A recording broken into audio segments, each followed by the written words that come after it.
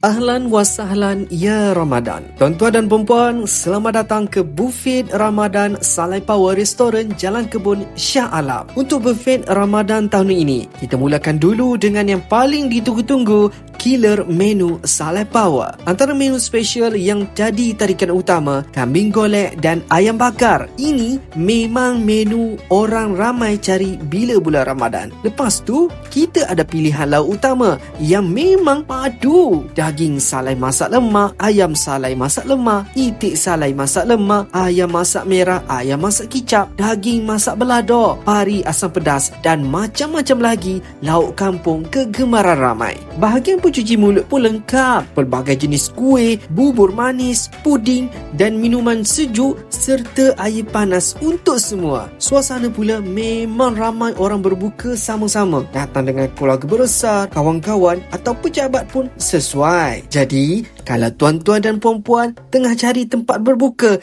yang pilihan makanan banyak, rasa dijaga dan suasana selesa untuk seisi keluarga, jemput datang berbuka di Buffet Ramadan Salai Power Restoran Jalan Kebun Shah Alam. Kami tunggu anda semua di sini ya.